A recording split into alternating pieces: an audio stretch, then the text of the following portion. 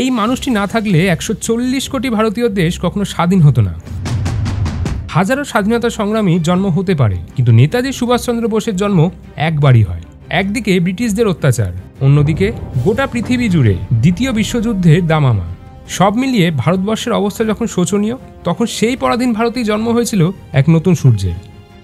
তিনি শুধুমাত্র একজন নেতাই ছিলেন না, তিনি ছিলেন এক আগুনের জ্বলন্ত শিখা, যা প্রজন্মের পর প্রজন্মকে অনুপ্রাণিত করে চলেছে। ব্রিটিশদের অত্যাচারে যখন গোটা দেশে হাহাকার, তখন তিনি গর্জে উঠেছিলেন স্বাধীনতার মন্ত্র নিয়ে। আমরা অনেক দূরে গিয়েছি, কিন্তু দুঃখের সঙ্গে এবং লজ্জার সঙ্গে স্বীকার করতেই হবে যে এখনো ভারতবর্ষে পূর্ণ স্বরাজ স্থাপিত হয় নাই। আমরা সকলে দাস হয়ে জন্মেছি। আসুন আমরা সংকল্প করি যে আমরা মরবার পূর্বে স্বাধীন হব। বন্দে মাতরম। তার ডাকে সাড়া দিয়েছিল লক্ষ লক্ষ বিপ্লবীরা। सुभाष चंद्र बोस को आजाद हिंद संघ का नया प्रधान मुकर्रर किया। 1897 সালে 23শে জানুয়ারি ওড়িশার কটক শহরে এক বাঙালি পরিবারে জন্মগ্রহণ করে সুভাষচন্দ্র বোস। তার পিতা জনকীনাথ বোস ছিলেন একজন বিখ্যাত আইনজীবী। ছোটবেলা থেকেই সুভাষচন্দ্র ছিলেন অত্যন্ত মেধাবী ও চিন্তাশীল একজন মানুষ। দেশের প্রতি তার অগাধ ভালোবাসা ছিল, আর এই দেশপ্রেমের জন্যই তিনি নেতাজি হয়ে ওঠেন। তাই আজকের এই ভিডিওতে আমরা কথা বলবো আমাদের সবার নেতাজিকে নিয়ে। 1920 সালে সিভিল সার্ভিস পরীক্ষায় তিনি 4র্থ স্থান অর্জন করেন, কিন্তু ব্রিটিশ সরকারের অধীনে কাজ করবেন না বলে সেই চাকরি ফিরিয়ে দিয়েছিলেন। রাজনৈতিকভাবে তার পথ চলা শুরু হয়েছিল দেশবন্ধু চিত্তরঞ্জন দাসের হাত ধরে। চিত্তরঞ্জন দাসকে তিনি তার গুরু বলে মানতেন। খুব অল্প সময়ের মধ্যেই তিনি জাতীয় কংগ্রেসের প্রচার সচিবের পদে নিযুক্ত হয়েছিলেন এবং ব্রিটিশ সরকারের বিরুদ্ধে সরাসরি আন্দোলনের ডাক দিয়েছিলেন।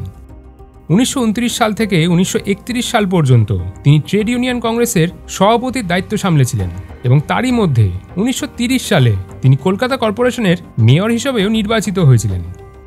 তার অদম্য সাহস, নেতৃত্ব দেওয়ার ক্ষমতা ও দেশপ্রেমের কারণে তিনি গোটা দেশবাসীর কাছে জনপ্রিয় হয়ে উঠেছিলেন, যার জেরে পরবর্তীকালে অর্থাৎ 1938 এবং 1939 সালে পরপর 2 বছর তিনি জাতীয় কংগ্রেসের সভাপতি হিসেবে নির্বাচিত হয়েছিলেন।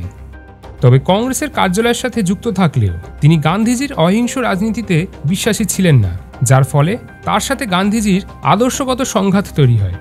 তাই 1939 সালে তিনি জাতীয় কংগ্রেসের সভাপতির পদ থেকে ইস্তফা দিয়েছিলেন, আর সেই বছরেই তিনি ফরওয়ার্ড ব্লক নামে নিজস্ব রাজনৈতিক দল তৈরি করেছিলেন।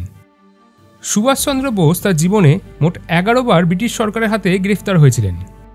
1940 সালে জুলাই মাসে হলওয়েল মনুমেন্ট অপসারণের দাবিতে তিনি এক গণ আন্দোলনে ডাক দিয়েছিলেন, যার জেরে ব্রিটিশ সরকার তাকে গ্রেফতারও করেছিল। প্রায় 5 মাস তাকে আলিপুর সেন্ট্রাল জেলে বন্দি করে রাখা হয়েছিল। তবে জেলবন্দি হতে না হতেই চারিদিকে আরও বেশি করে বিক্ষোভ শুরু হয়েছিল। ব্রিটিশ সরকার এক প্রকার বুঝতে পেরেছিল যে সুভাষচন্দ্র বোসকে বেশি দিন জেলে আটকে রাখলে তার জনপ্রিয়তা আরও বেড়ে যাবে, যা আখেরে তাদের জন্যই ক্ষতিকর। তাই সেই বছরেরই ডিসেম্বর মাস অর্থাৎ ওই 5 মাস নাগাদ তাকে জেল থেকে ছেড়ে দিয়ে তার এলগিন রোডের বাড়িতে গৃহবন্দী করে রাখা হয়েছিল।